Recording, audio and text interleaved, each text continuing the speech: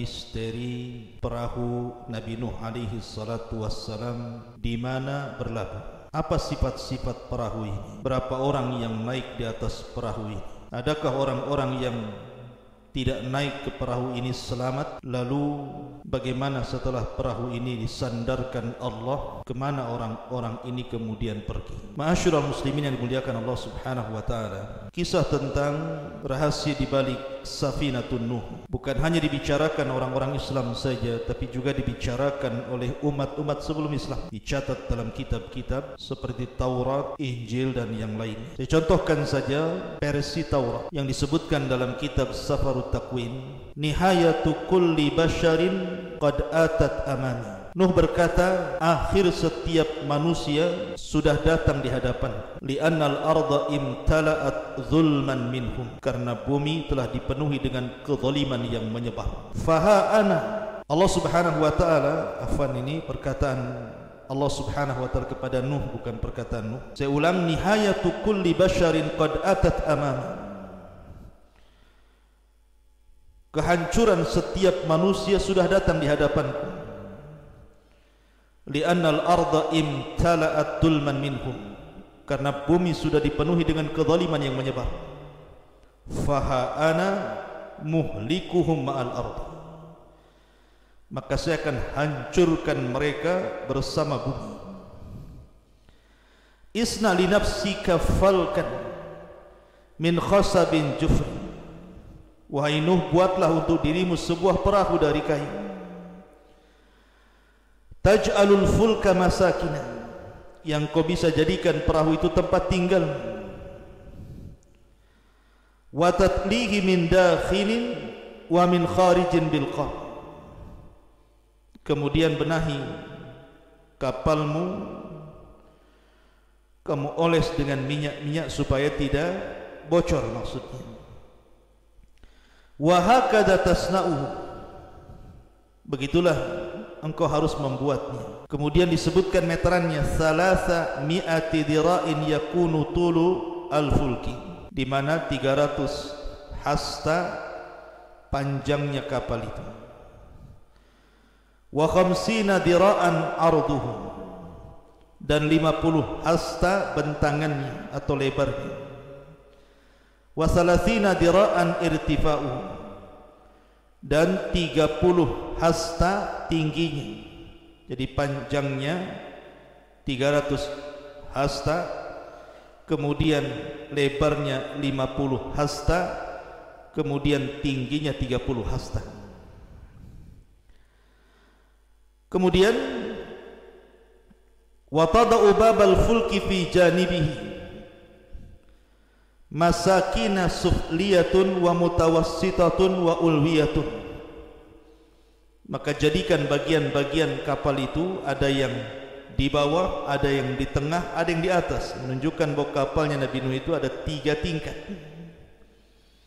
Faha ana ati bitufanil ma'i alal ardi li ahlika kulla jasadin fihi ruhu hayatin min tahtis sama, maka saya akan hancurkan setiap jasad yang ada rohnya yang berada di kolong langit. Kullu ma fil ardi yamut, setiap yang ada di bumi pasti mati. Kemudian Allah subhanahu wa ta'ala mengatakan, masukkan juga setiap ithnaini min kulli tudkhilu ilal fulki listiqaiha ma'aka, setiap binatang-binatang yang berpasang-pasangan masukkan juga. Takunu dzakaran au untha, laki-lakinya perempuannya. Minat tuyur, dari burung-burung, ke ajnasiha bersama jenis-jenisnya, wa minal bahaim ke ajnasiha, dan juga binatang-binatang ternak dengan segala jenisnya, wa min kulli dabbabatil ardi ka ajnasiha, dan binatang-binatang melata di bumi masukkan dengan jenis-jenisnya. Fakhudh li nafsika min kulli ta'amin, ambil juga untuk dirimu wahai Nuh setiap makanan yukal yang dimakan. Fayakunu laka walaha ta'am, sehingga makanan itu cukup untuk kau makan dan semua penghuni yang ada di kapal itu. fa fa'ala nuhun hasba kulli ma amarahu bihi Allahu hakadha fa'al. Maka Nuh pun melaksanakan perintah Allah, begitulah Nuh melaksanakan perintah itu. Ini versi Taurat. Tetapi kalau kita melihat versi Al-Quran, berbeda lagi. Saya akan sebutkan ayat-ayat yang berkenaan dengan sifat-sifat kapal Nabi Nuh alaihi salatu wasallam dalam Al-Quran. Pertama disebutkan dalam surah Hud ayat 37. Wasna'il fulka bi'ayunina wa wahyina wa la tukhatibni fil ladina zalamu innahum mughraqun. Dan buatlah kapal itu dengan pengawasan dan petunjuk wahyu dari kami, dan janganlah engkau bicarakan dengan aku tentang orang-orang zalim, sesungguhnya mereka akan ditenggelamkan. Di sini Allah Subhanahu wa taala memerintahkan Nuh untuk membuat perahu. Kemudian disebutkan dalam surah Al-Mu'minun ayat 27 juga, fa auhayna ilaihi anisna'il fulka bi a'yunina wa wahyina fa idza jaa amruna wa farat tanur fasluk fiha min kulli zawjayn itsnaini wa ahlaka illa man sabaqa alaihi alqawlu minhum wa la tukhatibni fil ladina zalamu innahum mughraqun. Lalu kami wahyukan kepadanya, buatlah kapal di bawah pengawasan dan petunjuk kami, maka apabila perintah kami datang dan tanur dapur telah memancarkan air, maka masukkanlah ke dalam kapal itu sepasang-sepasang dari setiap jenis, juga keluargamu, kecuali orang-orang yang lebih dulu ditetapkan akan disiksa di antara mereka. Dan janganlah engkau bicarakan denganku tentang nasib orang-orang zalim, sungguh mereka akan ditenggelamkan. Di sini Allah sifatkan bahwa Allah Subhanahu wa taala merintahkan untuk membuat perahu dan memasukkan binatang-binatang yang berpasang-pasangan ke dalamnya. Kemudian juga Allah Subhanahu wa taala katakan, fa anjaynahu wa man ma'ahu fil fulkil mashhud. Kemudian kami menyelamatkan Nuh dan orang-orang yang bersamanya di dalam kapal yang penuh muatan itu. Ya, karena di situ ada binatang, ada manusia, ada makanan dan begitu seterusnya. Kemudian juga Allah Subhanahu wa taala katakan masih dalam surah Hud ayat ke-38-nya, wa yasna'ul fulka wa kullama marra alaihi mala'u min qaumihi sakhiru minhu qala in taskharu minna fa inna naskharu minkum kama taskharun. Dan mulailah Nuh membuat kapal. Setiap kali pemimpin kaum berjalan melewatinya, mereka mengejeknya, seolah-olah, "Hei Nuh, dulu kau seorang nabi, kenapa pula jadi tukang kayu?" Maka Nuh berkata, "Jika kamu mengejek kami, maka kami pun akan mengejek kamu sebagaimana kamu mengejek kami." Ya, sebelum dibuatnya dan sedang dibuatnya kapal, mereka mengejek. Setelah Nuh berada di atas perahu dan Allah selamatkan, maka al-jaza'u min jinsil amal. Balasan itu disesuaikan dengan amalan. Kemudian juga disebutkan dalam surah Al-Haqqah ayat 11-12 Allah mengatakan, an inna lamma taghal ma'u hamalnakum fil jariyah linaj'alaha lakum tadhkiratan wa ta'iyaha udhunun wa'iyah. Sesungguhnya ketika air naik sampai ke gunung, kami membawa nenek moyang kamu ke dalam kapal, agar kami jadikan peristiwa itu sebagai peringatan bagi kamu dan agar diperhatikan oleh telinga yang mau mendengarkan. Kemudian juga sifat perahu Nabi Nuh juga disebutkan dalam dalam surah Al-Ankabut ayat 15, fa anjaynahu wa ashabas safinati wa ja'alnaha ayatan lil alamin. Maka kami selamatkan Nuh dan orang-orang yang berada di kapal itu, dan kami jadikan peristiwa itu sebagai pelajaran bagi semua manusia. Dan juga Allah Subhanahu wa taala katakan, wa hamalnahu ala dhati alwahin wa dusur tajri bi a'yunina jazaan liman kana kufir wa laqad taraknaha ayatan fahal min mudzakir. Dalam surah Al-Qamar juga Allah katakan, ayat 14-15, dan kami angkut Nuh ke atas kapal yang terbuat dari papan dan pasak. Artinya perahu Nuh itu bukan dari besi tetapi dari kayu,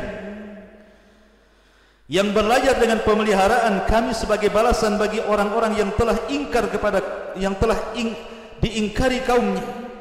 Dan sungguh kapal itu telah kami jadikan sebagai tanda pelajaran, maka adakah orang-orang yang mengambil pelajaran itu? Ma'asyiral muslimin yang dimuliakan Allah Subhanahu wa taala, dari sini datanglah beberapa sifat kapal berdasarkan nas Al-Qur'an. Pertama, di sini Allah Subhanahu wa taala katakan annaha dzatu alwahin wa dusur. Jadi kapal Nabi Nuh itu terbuat dari papan dan pasak. Jadi pakunya itu pasak, kemudian badan kapalnya itu kayu-kayu yang sudah diserut. Begitulah berdasarkan nas Al-Quran. Kemudian juga di antara sifatnya annaha dzatu masalik au masakin au ghuraf hasba ma warada fi suratil mu'minin. Jadi kapal itu bisa dijadikan tempat tinggal, saking besarnya kapal itu. Dan juga ada kamar-kamarnya. Jadi ada kamar-kamar untuk manusia, ada kamar untuk binatang, ada kamar untuk burung, semua disediakan. Berdasarkan surah Al-Mu'minun, fasluk fiha min kulli zawjaini itsnaini wa ahlaka illa man sabaqa alaihi alqaulu minhum. Maka masukkanlah setiap binatang-binatang yang berpasang-pasangan dan juga keluargamu, kecuali orang yang sudah ditetapkan mereka akan dibinasakan. Kemudian juga yang ketiga, dan ingat bahwa kapal Nabi Nuh ini mukjizat. Ingat, ini bukan kapal biasa, ini mukjizat, mukjizat seorang nabi. Bayangkan banjir itu dijelaskan sampai menutupi gunung-gunung tertinggi di dunia, dengan dihempas dengan tupan, dengan gelombang yang sangat besar, tapi tidak menggulingkan perahu Nuh. Kalau bukan mukjizat apa namanya? Jadi kapal ini mukjizat Nabi Nuh alaihi salatu wassalam. Tidak bisa kita bayangkan, namanya mukjizat itu keanehan. Makanya kapalnya Nabi Nuh alaihi salatu wassalam bisa selamat dari bahtera yang sangat maha dahsyat, yang secara logika harusnya kapal itu tenggelam dan terguling, itu harusnya. Tapi karena mukjizat dari Allah Subhanahu wa taala, makanya kemudian Allah Subhanahu wa taala mengatakan ayatan. Allah mengatakan fa anjaynahu wa ashabas safinati wa ja'alnaha ayatan lil alamin. Dan kami selamatkan Nuh dan juga orang-orang yang di kapal itu, dan kami jadikan sebagai tanda kuasa Allah. Jadi perahu itu memang tanda-tanda kekuasaan Allah, mukjizat yang Allah berikan kepada Nuh, mampu membuat kapal sehebat itu, padahal hanya terangkai dari kayu dan pasak-pasak saja. Ya. Ma'asyiral muslimin yang dimuliakan Allah Azza wa Jalla, bahkan disebutkan bagaimana sifat tufan. Allah katakan dalam surah Al-Qamar, fafatahna abwabas sama bima'in munhamir wa fajjarnal arda uyunan faltaqal ma ala amrin qad qudir. Kami buka pintu-pintu langit, kemudian kami hujani sederas-derasnya. Bukan hanya itu, wa fajjarnal arda, kami bukakan semua sumber-sumber yang ada di bumi, kemudian dimuncratkan ke atas permukaan. Kemudian ditemukan air langit dan bumi, dan Allah perintahkan angin tufan untuk membawa air itu, bah tsunami besar, menggiring semua umat Nabi Nuh, ditenggelamkan. Sampai Kan'an berusaha naik ke atas bukit pun tidak bisa diselamatkan. Dan Allah juga mengatakan dalam surah Al-Haqqah, inna lama taghal ma hamalnakum fil jariyah linaj'alaha tadhkiratan wa ta'iyaha udhunun wa'iyah. Lihat di sini Allah Subhanahu wa taala mengatakan, sesungguhnya ketika air itu naik sampai ke gunung, jadi air itu terus meninggi sampai ke gunung. Bahkan sampai menenggelamkan gunung. Kami membawa nenek moyang kamu ke dalam kapal agar kami jadikan peristiwa dahsyat itu sebagai peringatan bagi kamu dan agar diperhatikan oleh telinga-telinga yang mau mendengarkannya. Lihat, sampai-sampai Allah Subhanahu wa taala menyebutkan sifat tufan luar biasa. Kemudian juga Allah Subhanahu wa taala berfirman dalam surah Al-Mu'minun, fa idza jaa amruna wa farat tanuh. Arti fara fauran artinya irtifa'us sa'ili bisuhunatin natijatan ta'ridu limasdari hararatin. Artinya air yang datang itu bukan air biasa tetapi mengandung hawa panas. Bayangkan seperti larva keluar dari perut bumi membawa air panas yang luar biasa. Adapun tanur adalah wajhul ardi, dia adalah permukaan bumi. Jadi permukaan bumi semua tertutup dengan air. Memang terjadi khilaf para ulama, apakah satu dunia itu terjadi banjir bandang dengan tufan yang hebat, satu dunia maksudnya, ataukah hanya kaumnya Nuh, karena ketika itu manusia belum mendunia, hanya di satu tempat kaumnya Nuh saja. Wallahu a'lam, karena tidak ada keterangan. Yang jelas bahwa Allah Subhanahu wa taala menyebutkan dalam surah Hud ayat 42, wa hiya tajri bihim fi maujin kal jibal, bahwa air itu menjadi gelombang-gelombang besar layaknya gunung-gunung yang sedang menghempas-hempas. Begitu dahsyatnya Allah Subhanahu wa taala menjelaskan tufan yang menimpa kaum. Coba bagaimana bisa selamat dengan banjir sebesar ini? Ma'asyiral muslimin yang dimuliakan Allah Subhanahu wa taala, ketika Nuh alaihi salatu wassalam naik ke atas perahu, memang secara jumlah berapa orang sebenarnya yang naik di atas perahu itu? Kalau kita mengacu kepada Taurat ataupun perjanjian lama, kisah Israiliyat, bahwa orang-orang yang ada di perahu itu jumlahnya sekitar, ada yang mengatakan 40 dan ada yang mengatakan 80 orang. Paling banyaklah 80 orang. Kenapa? Karena Nabi Nuh alaihi salatu wassalam itu memang diuji. Dia setiap berdakwah itu tidak dapat pengikut kecuali setelah melewati 20 tahun sekali. Jadi 20 tahun sekali baru dapat satu pengikut. Nanti 20 tahun lagi berdakwah, satu pengikut lagi. Dan Nuh itu berdasarkan nas Al-Quran, usia dakwahnya itu alfasanatin illa khamsina am, 1000 tahun dikurangi 50, artinya 950 tahun Nuh itu berdakwah. Tapi Allah uji dengan tidak banyak pengikut, sehingga ada yang mengatakan 40, ada yang mengatakan 80, ada yang mengatakan 70. Wallahu a'lam. Ini berdasarkan dari kisah-kisah Israiliyat, karena Al-Quran tidak menjelaskan berapa jumlahnya. Yang jelas bahwa di perahu itu yang jelas-jelas ada adalah Nuh, kemudian 3 anak yang sudah saya ceritakan, Syam, Ham dan Yafis, dan juga istri-istrinya dan anak-anaknya. Apakah kemudian 70 atau sampai 80 itu hanya keluarga Nuh saja? Wallahu a'lam. Ataukah ada pengikutnya di situ? Allahu a'lam. Kita tidak tahu, karena tidak dijelaskan masalahnya harus gimana gitu. Ma'asyiral muslimin yang dimuliakan Allah Azza wa Jalla. La, adapun besar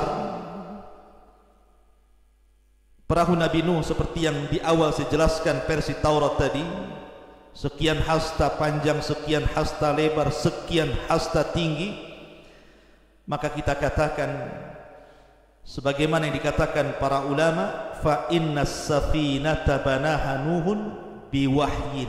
Ingat bahwa perahu itu dibuat oleh Nabi Nuh berdasarkan wahyu. Satu, wa ta'limin minallah, dan Allah yang mengajarkan.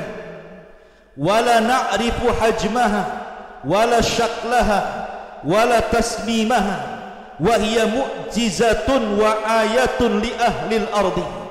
Kita tidak mengetahui berapa besarnya, bagaimana bentuknya, bagaimana sifatnya, karena perahu Nabi Nuh itu adalah mukjizat dan tanda-tanda kebesaran Allah yang Allah tampakkan di permukaan bumi, sebagaimana Allah berfirman, fa anjaynahu wa ashabas safinati wa ja'alnaha ayatan lil alamin.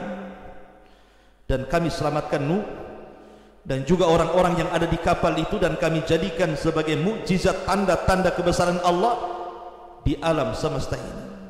Dan Allah juga mengatakan dalam surah Yasin, wa ayatul lahum an hamalna dzurriyyatahum fil fulkil mashhur. Dan itu semua tanda kebesaran Allah bagi mereka. Kami bawa Nuh dan anak cucunya dalam perahu yang penuh dengan muatan. Ma'asyiral muslimin yang dimuliakan Allah Subhanahu wa taala, maka tidak boleh kita mengkias, oh, perahu Nabi Nuh itu seperti kapal kelud umpamanya kalau di negeri kita ya. Oh, seperti kapal pesiar, tidak bisa. Karena tidak dijelaskan bentuknya seperti apa, kotakkah dia, segitigakah dia, seperti kepompongkah dia, kita tidak tahu. Maka kita hanya mengacu kepada zahir nas Al-Quran dan hadis Nabi SAW bahwa kapal itu merupakan perintah dari Allah, merupakan wahyu, dan Allah yang mengajarkan bagaimana cara membuatnya. Adapun bentuknya, besarnya, sifatnya, kita hanya kembali kepada nas Al-Quran dan hadis-hadis Nabi SAW yang sudah dipahami oleh para ulama ahli sunnah wal jamaah. Ma'asyiral muslimin yang dimuliakan Allah Azza wa Jalla, disebutkan dalam tafsir Ar-Razi, tafsir Ar-Razi Mafatihul Ghaib, wa ikhtalafu fi annahu hal dakhala fi qawlihi zawjayn itsnaini ghairal hayawan am la. Apakah masuk pada perkataan setiap berpasang-pasangan selain hewan, umpamanya tumbuh-tumbuhan, satu pohon kurma jantan, satu pohon kurma betina, begitu. Maka amal hayawan fadakhil, adapun hewan-hewan jelas masuk. Adapun yang dimaksud nabat, maksudnya tumbuh-tumbuhan, falafdhu la yadullu alaih, lafaz tidak menunjukkan itu. Tapi tentu ada qarinah.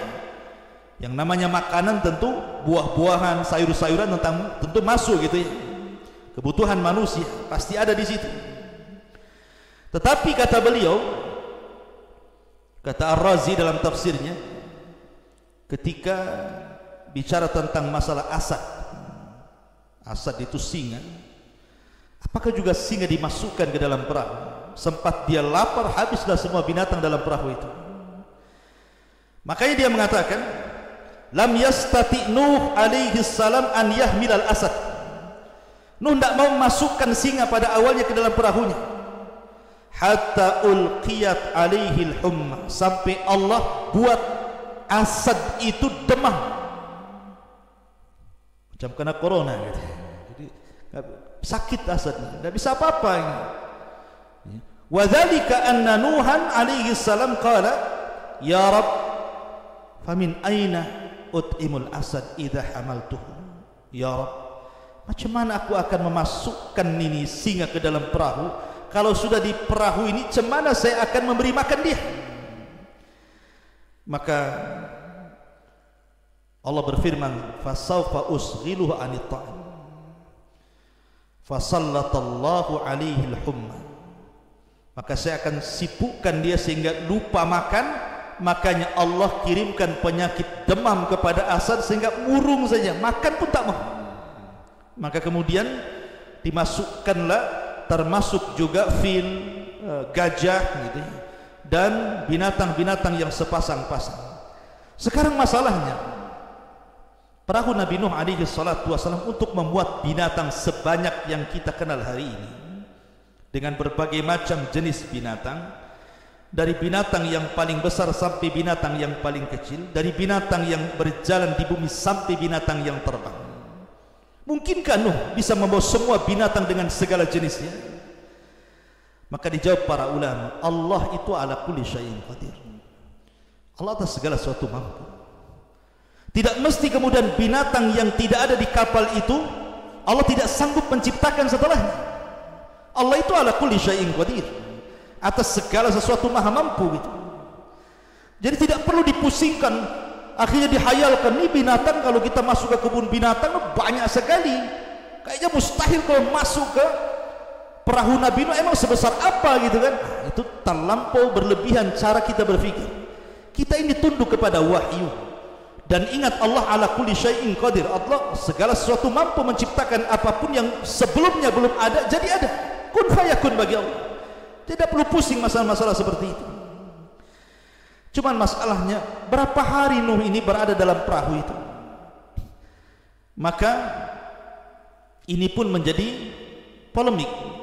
Kalau versi ahli kita, versi Israiliyat tadi, perjanjian lama mengatakan qad istamarra arba'ina yauman wa lailatan wa hiya al-muddatu allati makatha fiha Nuhun fis safinati huwa wa man ma'ah min ahli iman alladziina amanu bihi wa hum qillatun bid'atu wa thamanun rajulan wa imra'atan. Adapun kapal itu terus terombang-ambing di tengah bahtera badai yang sangat besar itu selama 40 hari 40 malam. Itulah waktu Nuh berada di atas banjir itu. Dia bersama orang-orang yang beriman, ya sekitar 80 lebih, kurang lebih seperti itu. Wa kadzalika kullu asnafil hayawan wat tuyur, begitu juga semua jenis hewan-hewan dan burung-burung masuk di dalamnya. Tetapi yang jelas bahwa kita versi Islam, lam yarid nassun sabitun fil qur'ani awis sunnati an muddati muqthinuhin alaihi salatu wassalam fil bahri aw fis safinati, walakin taqulu ba'dul israiliyat annahu makatha arba'ina yauman wallahu a'lam. Tapi tidak, dalam Islam tidak ada satupun yang sabit dari Al-Quran dan Sunnah tentang berapa lama Nuh itu tinggal di perahu. Hanya kisah Israiliyat mengatakan 40 hari gitu saja.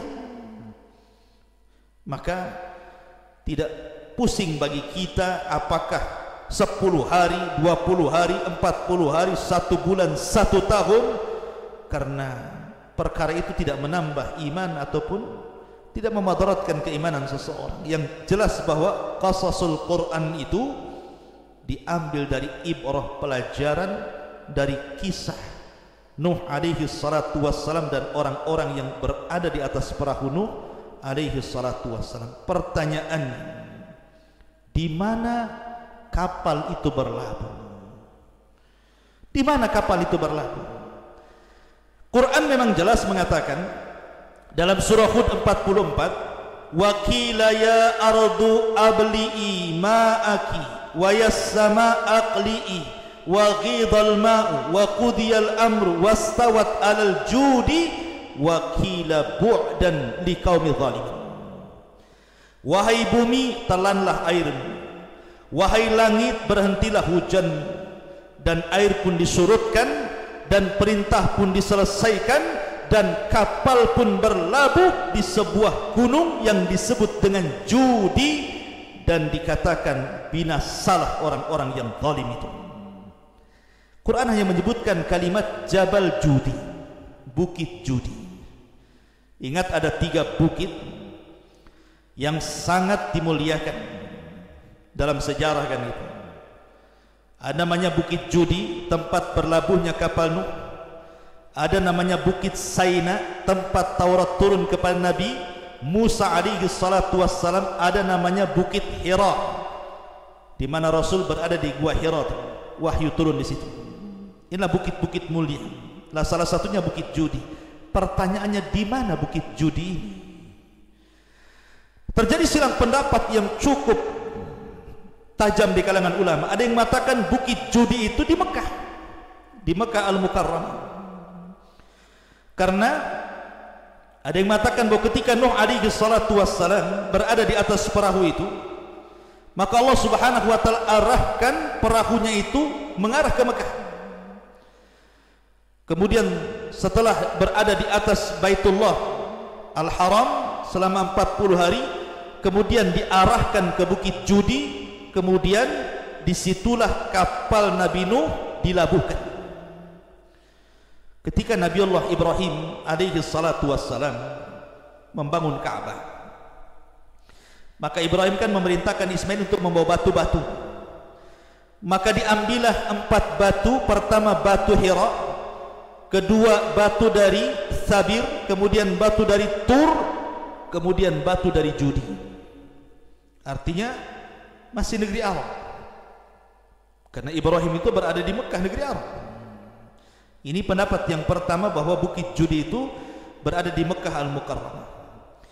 Pendapat yang kedua, bahwa Bukit Judi itu ada di Musil, di daerah Musil, daerah Irak sana. Nah, disitulah kemudian bukit itu berada tempat berlabuhnya kapal Nabi Nuh alaihi salatu wassalam. Ada juga yang mengatakan bahwa bukit itu dekat dengan Kufah. Ada juga yang mengatakan dekat dengan Najab al-Ashraf. Tetapi yang masyhur dari kalangan para ulama tafsir, bahwa Bukit Judi itu berada di sebuah wilayah yang meliputi distrik Botan di Turki sana, dekat dengan perbatasan negara-negara Turki, Irak, Suria dan semacamnya situ. Dan pemerintah Turki pernah mendanai untuk menggali situs-situs itu, sampai akhirnya kemudian ditemukan situs-situs tersebut. Rupanya kemudian ada tonjolan di atas bukit itu, di mana persis menyerupai kapal. Panjangnya 170 meter, lebarnya 45 meter, hampir persis dengan ukuran panjangnya 300 hasta dan lebarnya 50 hasta yang diperintahkan Nuh dalam kisah Israel tadi.